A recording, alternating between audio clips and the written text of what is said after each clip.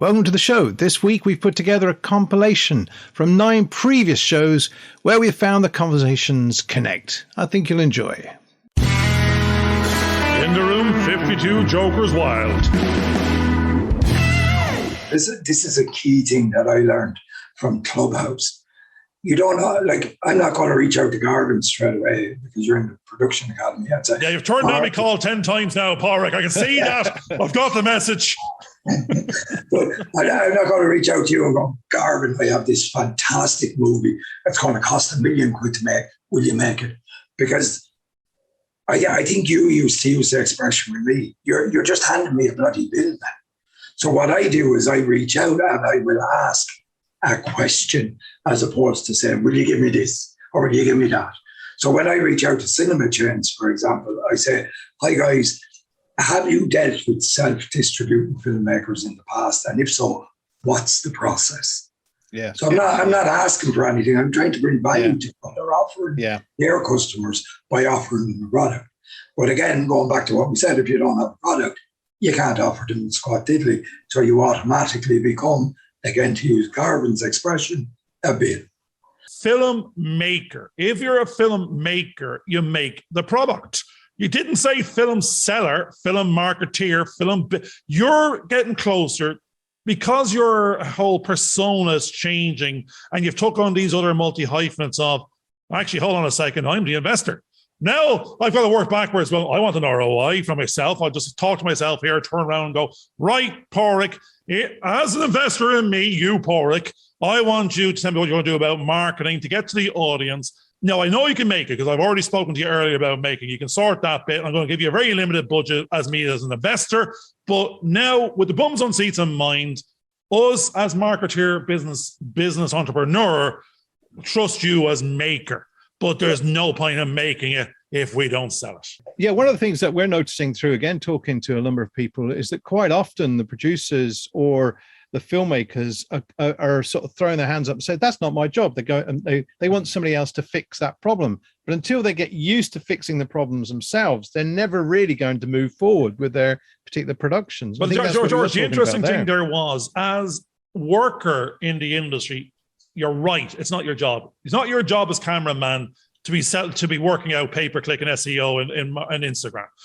But if you're entrepreneur, indie production producer, you're in the business of film, and there's no role you can leave out in the whole holistic business sphere unless you've got a budget for it and somebody else is doing it. There's a guy in the States, Alex Ferrara is his name, and he kind of phrased filmpreneur. And that's what you have to now do. You have it. I was trying to come up with it there, and I was going, filmmate. I was going through words in my mind. I actually nearly got it. I said film. I said film. I just didn't get rid of a couple of letters in between. It was a natural arrive at it. Yeah, you have to be the scriptwriter. You have to be the director, the cameraman, the sound person. You've got to be all these hats to get your product made. But then you've got to be the PR company. You've got to be the marketing guy. You've got to be the sales agent. You've got to be the distributor. So what that guy recommends you do is you niche down to an area that you can find. Now you own it. Horror all day long knows its audience. Its audience knows it. And zombie, it'll seek it out. It will find it. If you just put the word in there, they will find you. They will watch you. They'll give you the time of day, and they might even give you $1. And therefore, they're there. So if you're doing something all day long with the best chance, you've said it. It's a micro horror. It's as few moving parts as possible, and it's to get that frightability in the mind of the audience that they filled in the CGI, and we're in business. Most people are learning through doing everything because it's the only way you can get something done. And it can take quite a few years to get a project to completion just because you're trying to find the time to. And if the technology keeps updating itself, that can also be a kind of problem. So are you finding yourself in that sort of role again with your next project? How are things moving in that one? Well, ideally, I don't want to be in that role in the next project. I just finished the script for that about a month or so ago. So I've sent it to a few people now. And quick question: what's the budget? Based on your understanding now, from the minimum viable product up, because you know all the roles, what's the minimum that could be done? And then everything after that as an add-on is a named something. You could do it relatively cheaply. Now, I will give you a figure in a minute. The reason I say that is it is one of those holy grail of micro budget films where it is pretty much all one location, pretty much two actors. I mean, brilliant. We're loving it already. You know, yeah, it's and it has this sort of Conjuring style potential. Like it does have potential that it could be one of those films that makes many multiples what it costs to make it. And that's where the budget comes in, because you could make this film with nobodies in a mediocre location, probably for a couple of $100,000. You know, you could make it. You could even scrimp it and make it even less than that.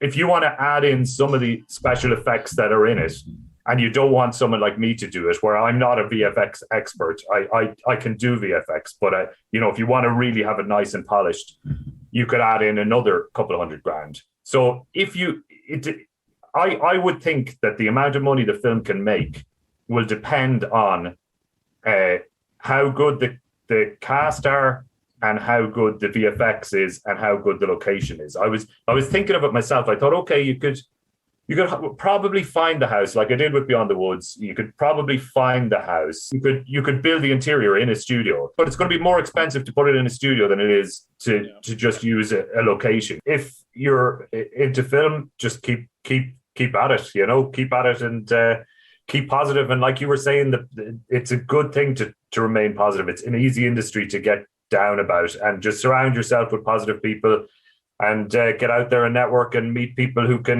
you can go on this journey with together. Now, I'm going to show the negativity in. It's not the negativity, it's just Sean keeps on telling me that everybody dies at the end. So I'm going, how do you stay positive with that one? But again, it's so true. Don't go into the woods today. Don't go into the woods tonight. That's it. If someone's starting out, or they're just trying to get a movie sort of planned at this point, how best would they be able to utilize what the Film Flower has to offer to them? The hotel where the flower is situated, there is every possible kind of film worker there. There are producers there, there are investors there, there are film company executives. So that's a really good place to start. And, the markets and the industry events that are there are specifically tailored to link, people with a story, people with a script, with a development executive, or with a potential producer. So, a young person, or not even a young person, but somebody with an idea, can go to the Galway Flower, and hopefully it will be real next year as opposed to virtual,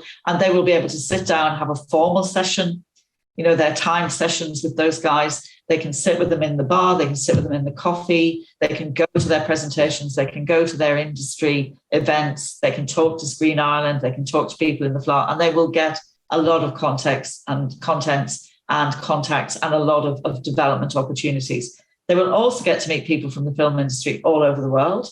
Not just the superstars, the Gabriel Byrne of the world, but, people who are actively involved in the whole range of occupations across film, and they will learn an awful lot. It really is a super festival. Given the kind of size of it, it punches way above its weight in terms of developing the next generations of filmmakers, offering them opportunities. So I would strongly recommend, and I used to recommend to all the students, get yourself to the Flower. Get a notebook in your hand, talk to people, take down numbers, take down names, follow it up. There's an awful lot you can do to make those connections at the Flower.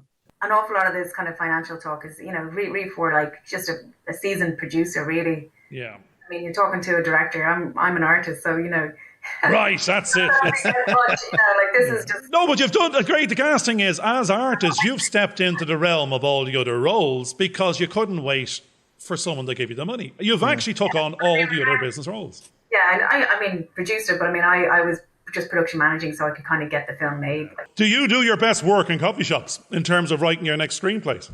No, I never. No, I have to write it by myself. I can't deal with that distraction. Some people like distraction. I don't. I like to be by myself and talk to myself, and I like to, like, anything I find funny, I'll just write it down, or it'll make me giggle. And if I was in that coffee shop, I would just get self-conscious. People think I'm insane, Yeah. So, or I'll say the lines out to myself. see if someone. Oh, so I think we've got something in common there, George, now, because I'm an outside talker. I think I'm talking inside my head. I'm not. I'm actually talking outside. So we're very alike because we're actually having that conversation with our me, myself, and I, our superego, or id libido. We're having that chat about what will work and not work. That's why I need the other 3 seats around me in a coffee shop, because I'm having the full-on discussion. You're actually playing all the roles. You're playing the writer. You're actually acting out the parts. You're visualizing it as you go. But then you have to, to bring it to screen. You're saying I'm sure it's what we're finding is it's harder and harder and harder for indie producers to attract any type of finance because the investor has left the market. He was never really in the market. It was a very risky investment. Anything under 2 million, they can't figure out how they're going to get paid. The Netflixes are reducing what they're offering, the streamers, the Amazons. They're taking all the upside and they're removing the reward for any investor. So what we're finding is, how are you going, actually, you as a prime example now, in the absence of you being hired onto someone else's movie, have you a new feature in development, and are you moving more closer to that business hat to basically maybe attract that money to get that made? I mean, I don't know. It's so hard to kind of have a 2-year plan or a 3-year plan in the film industry. That acting you can make shit up if you want. See what happens. Well, that's what we're doing. That's exactly what we're doing. No, so I'm working with Screen Ireland. I got funding to develop a feature film for my short film Girls, co-writing that now with Gemma Cray. So the feature has developed on from that, and we have our first draft, and we were talking to producers and things like that, and so it's just about finding the right production house for it. You apply for more Screen Ireland funding, basically, with that production house behind you, and then eventually production funding, and you shoot the thing then.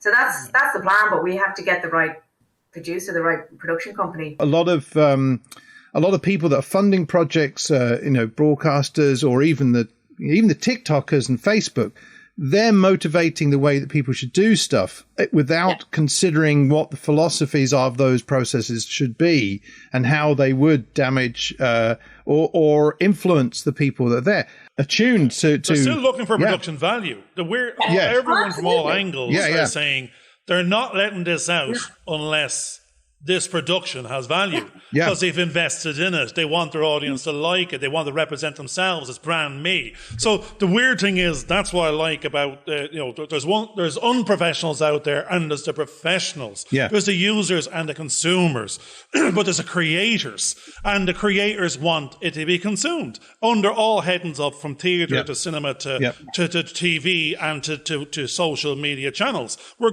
We want an audience. We want to be validated by our audience, and we want, and we're only as good as the last thing we put out, and we're investing in it, and we want to be able to do it again. And that's where indie production comes back to us going, I don't want to be a one-hit wonder. We'd like to do something. We'd like to do it again. We'd like to get, or use it as a testimonial to get a job, because look what I did. I can do this for you with a bigger budget. Yeah. So what we touched on maybe again yesterday was, if you had the choices, would you rather be the entrepreneur creator, or do you want to be the jobber? Because if all things are equal, that's about this work-life balance talk. This is our life. It's very, very important. Every minute counts. I'd rather be doing something I love for myself than be beholden to someone else. That's the time you give up. I think you have to do both. You still have bills to pay. I can be. Oh no! To say the journey is that's what every passive income. Little fun. No. If you want to do too. If you didn't have to do both, you only have to do both because you have to do both. But if you were making enough money from creative entrepreneurship, you don't have to do both. But I think by not doing things, even if you're going to be locked in a room, writing away, making whatever, I think by not working within the industry outside of that, even a bit, even if it's like a couple of times, whatever, I think you're missing out on. No, that's you're choosing. It's that's a having to versus choosing to. I think it's very. I do whatever it is. I don't care. Yeah. I'm like, I'll work for nothing. I'll make the tea. No, I think there's like making and creating, and I love making and creating myself. That's. But you don't want to have to. That's the thing. You know what I mean? Well, can I let me not a lot just of people have to. That can be one a of the things driver as well. That can push you along and make you do. One of the things I think that's very important is that I mean, my two sons, when they went to university, worked in Sainsbury's. Okay, both of them, and the eldest lad now is selling Caterpillar stuff for 300 million, all sorts of. But it was the skills that he learnt on the floor of Sainsbury's that's helping him with the bigger job that he's actually doing. And I think, I mean, I've always taught the students that I've had that want to go, you've got to have two streams. You've got to do your creativity. You've got to find time and allocate that time to that, but you've got to go out and do work. But there are other things about social, about how the world works that you learn in those small jobs that gives you the way forward of how to do stuff when you're either older. And it also helps form and structure them as a character and how they would then develop. So without that, it's not having to, it's without, if you like, people watching, you can't really learn how to tell stories and how best to present them.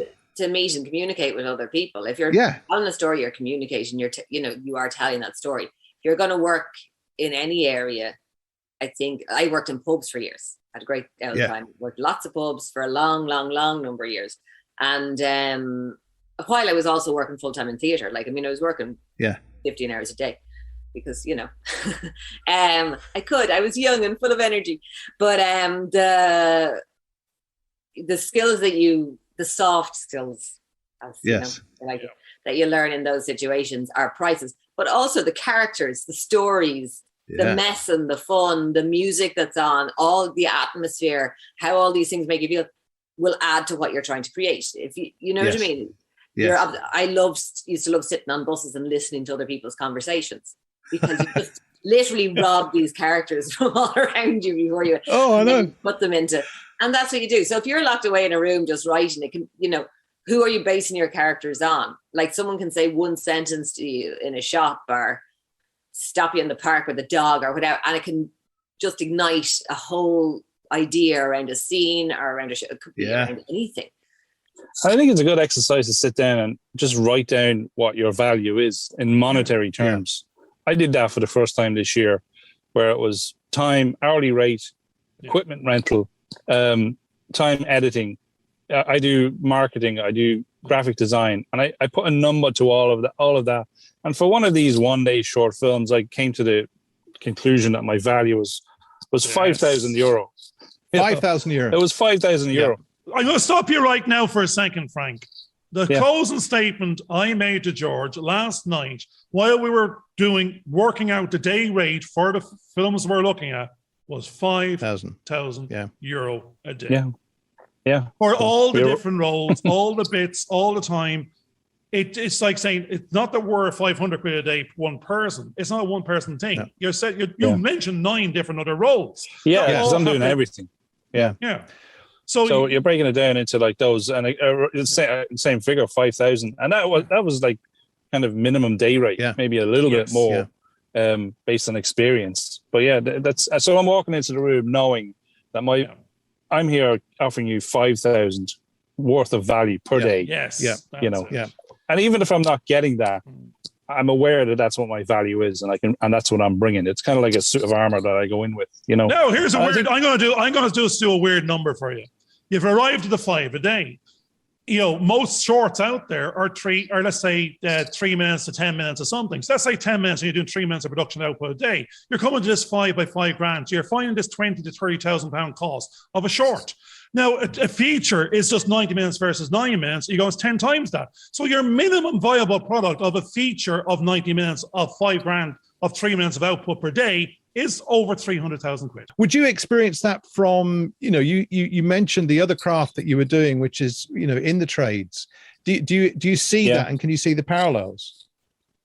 Oh, completely. I worked on building sites on and off all my life because that's what my family do. They're builders and painters, and so someone building a house, it's that stage of production, all the way to the finished product, which is a house that then sells. You've built it for 140,000, it sells for 250,000, and you do it over a period of 6 weeks or something. One interesting thing was when I went to Indiana, I worked as a supervisor in a grocery warehouse for a year. And then when I got the job at Apple, I was talking about my film stuff, but they were really interested in the grocery stuff. because the parallel was exactly the same. It was production. It was bringing stuff in, organizing it, and you were dealing with different departments. So you had the truckers, you had the switchers in the yard, you had the offload drivers, you had the put away drivers, you had the product itself, and then you had a time schedule and you had a list of what was the priority to go out. So the production process is the same. By working with multiple people, you suddenly develop different ideas. Otherwise, if you worked with the same person constantly, you get stuck in that way, you get into a rhythm and everything just becomes the same. But if you work with different people, you're having to try and get a chance to see how they work. There's a lot of psychology in all this. I'm using it all the time to start to read people, to see how they do things, not assume that my way is the best way, but look at what they're doing and see how I can adapt to their way of working. And that, I think, you end up growing far better because you've had that chance to work with. I worked as an assistant film editor years and years and years ago with about 10 to 15 different editors. So I learned my craft through them and then went off with different people. And then I've worked with multiple directors and stuff like that. And you suddenly see how different people approach solving different problems. And then you know how to adapt when you're in that situation yourself. And you know, we're constantly adapting all the time. So that cross-pollination with different people becomes such an important part of that process. But one of the things I think that would be interesting is, do you have a map of where you hope to get to over the next 5, 10 years? You're nearly talking business planning 101 there, George. Your mission statement, your 5-year plan. What's the 5-year plan in 2 months? Or does that matter? Yeah. Or does that matter? That's the other thing. Or you're happy to be living in the now? Yeah. Oh, God, no, lads. There's definitely a 5-year plan. I think I know people are like, oh, 5-year plans, whatever. But no, there's always a 5-year plan. So 2018, we set one. And what we knew that we really wanted to do and what we wanted to spend our money on was the best equipment, the best cameras, the best sound gear, and the best people to help us kind of along our journey. So exactly, freelancers, hiring like Liberty Smith, that producer that I've already mentioned. So much of my skill set I have learned just through shadowing her. And it's by hiring these people. So what we've said for the next 5 years that we wanted to do was we want to become self-sufficient. We wanted to grow Wild Rice Films to a place where we were able to really keep up with the big boys who had been in this industry a long time. Mm-hmm. And we want to be able to really work hard to I suppose invest in ourselves and invest in our equipment. That is it. Now, there's a strange thing. The accountant in me is coming back out and going, people used to come to me with their 5-year plans. We're going, okay, that's great. What's the 5th year? Can we do that in 6 months? Because, most of the time we build it in based on natural organic growth of taking on risk and being afraid and go, oh God, I might have 2 customers. I've got 4. We'll grow from 1 to 2 to 3 employees. But if you have the mindset and you believe in yourself, then most of the time the plan is usually based on I can't afford it because I don't have the money. But you could attract investment in if the plan was based on resources and just you've got something to offer. There's a return on investment. That the business of film is the problem we're having with most people that are coming to us with their productions is they're coming with the bill of all the jobs and going, I need 47 million customers to view this damn thing to pay it back. And that's number 3 in Netflix, and they made a loss. So you're going, but you're talking about you want to grow a business to create 2 sustainable jobs of yourself and your partner, that you're well paid, that your team, that you're not totally, overwhelmed, but there's a constant continuity of recurring income of client, that you're constantly doing 12 projects a year, 1 a month of a certain scale. But the thing is, if you could accelerate that and do it in the next 12 months, would you, can you sell the story of the plan of Wild Rice Films to an investor to see you as a next go-to agency? What you're asking is do I want to bring Wild Rice Films to a place where I have employees? And it's kind of right now the answer is no. But I know in the next couple of years, me and Rich want to move back home. We're currently in Bristol. I want to go back. I'm from Donegal. I'm from Bundoran. But I want to live in Sligo. We're going to accelerate that plan. But I know, the work doesn't change. That's just the work. Work doesn't change. Most certainly doesn't change. But like, I'm a young woman. There will be a time when I obviously want to start a family, when me and Rich want to start a family and stuff like that. And then is when I would want to make sure that we're self-sufficient enough that we can replace myself with somebody that we trust. Yeah. And I know how hard I work. We might need 2 people. That's the problem. You're doing 7 jobs. We keep on underestimating the budget. Yeah. No one is doing those hours. Yeah. No one will ever do the same hours as a small business owner. Let me reassure you though that because I've actually worked through having 2 young sons who are now in their one's in their 30s, and we've got grandchildren now. But things do adapt when your needs require. So you don't have to give up things that you thought you might have to give up. That's very important. I'm always a little reluctant to talk about them until they're real. But we have 2 things that I'm pretty excited about. One is like an adventure thing for kids that we're putting. So James Bond 7 number, yeah. James Bond, yeah, but Irish. So Jimmy O'Bond. And then we have this other one this is a real festival one, and this is the kind of one that like you're putting in all the things in place and stuff. And that's a Spanish language film with an Italian director called Samuel McFadden. And that's, I love Sam. I love the idea. It's not all there, but there's such a great process in it that, I'm just excited to be part of that one. So, and the other one's mine, and I'm excited to be part of that for different reasons. But, you got to care. It's even better when you're not letting yourself, the one you're a part of, you're going, I fire myself first. You're going, it's now you should be, well, you've just said in the one sentence, work and passion. This is mine. That's work. I'm involved. I'm one of a team. I'm one of a bigger machine. I'm in the industry. It's a bigger something. I don't know how much that is. It's 10 million, 20 million, 5. But the other one, because we loved the old accountant and me can't help itself is going, you're one on the side. Everyone we've talked in the last 15 interviews has the passion one in the handbag or the man bag. They're going, it's 500,000, it's 15 million. I think we're going to make this a common subject going forward. What's in your man bag? What's the budget? 5 million. For your 5 one? million. 5 million. At the what moment. Do you need?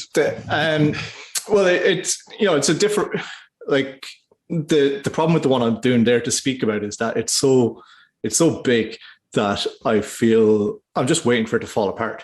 But the smallest version of it is a 5 million feature.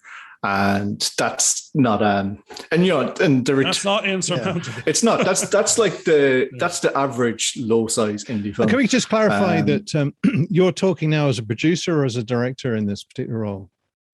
Both. You're both. You're going to direct it as well.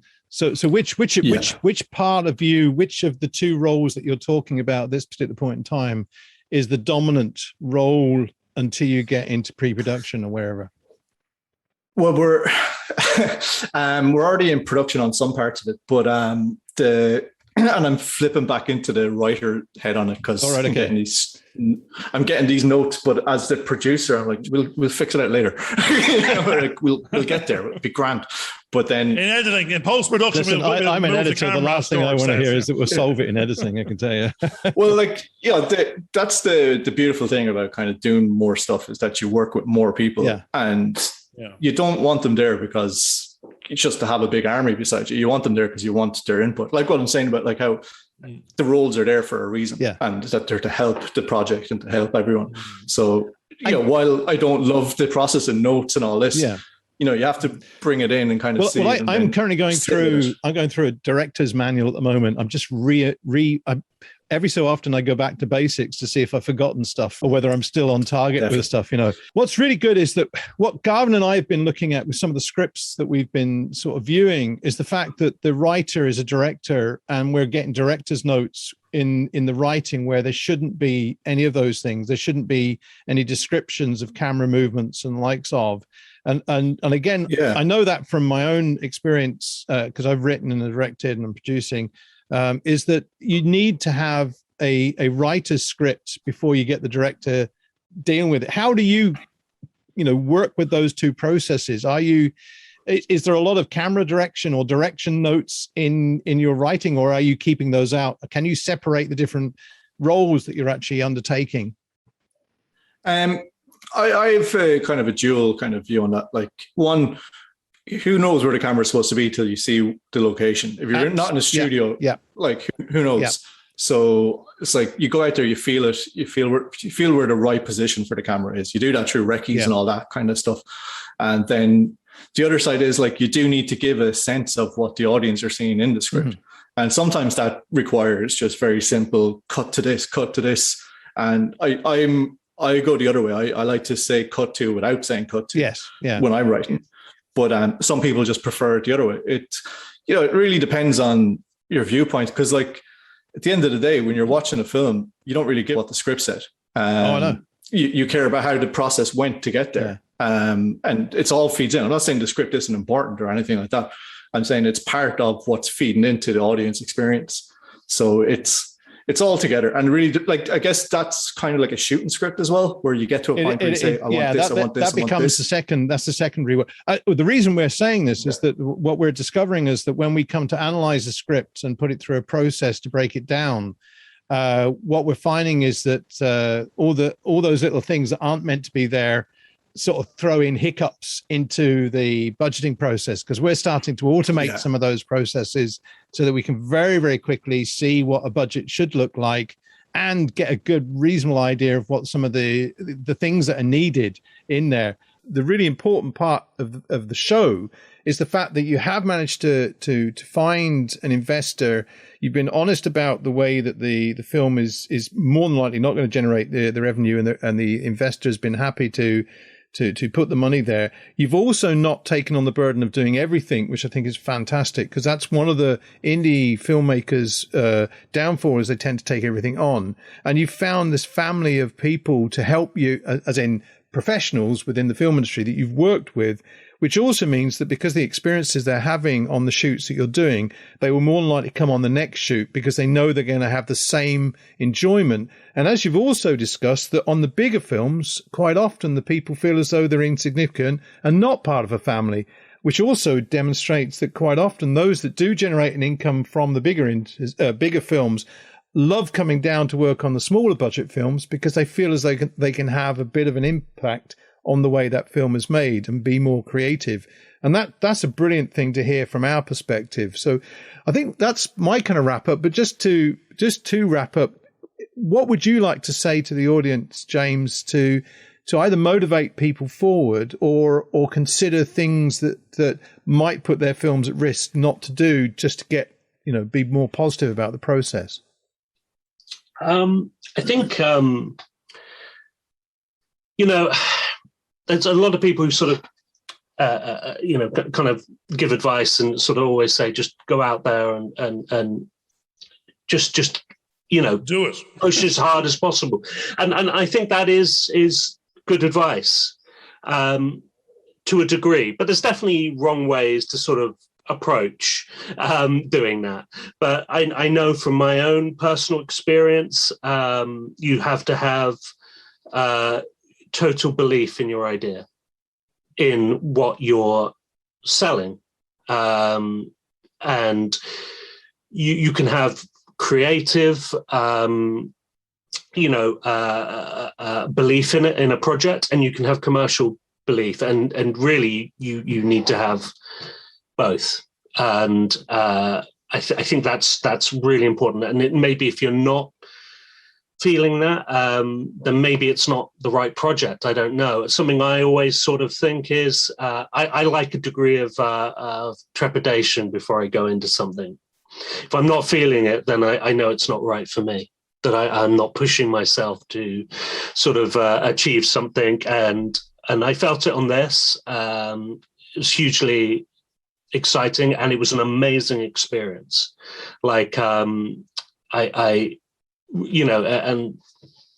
sort of prepared myself for a difficult journey, because you sort of hear horror stories about people making micro budget films and the stuff they had to deal with, and they find themselves halfway through the shoot trying to remortgage their house or something to try and keep the film going. And actually, this experience was spot on. Like, it was good people. We I hate to sort of speak on their behalf, but I feel pretty confident in saying that pretty much everyone had a really fantastic time on the film. We didn't take anyone's work for granted. People, were paid and fed well, which is also probably one of the biggest. Yes. We had really good catering somehow on a micro budget film, and it was a really good, rewarding experience. And it's not over, Yeah. Shooting the film is one. Financing, you that's great. You get your film financed, but then you still have to make the thing, and you have to edit it, and then you have to sell it, and then you have to get an audience to actually watch it. It's just one part of the journey. I'm still on that journey. We've done our festival run. We're sort of winding down on that now, and it's the next stage is to get those deals and start recouping the budget. So, I'm still on that journey, but I'm enjoying it so far. Hope you enjoyed this video. Please subscribe and click on the bell for notifications.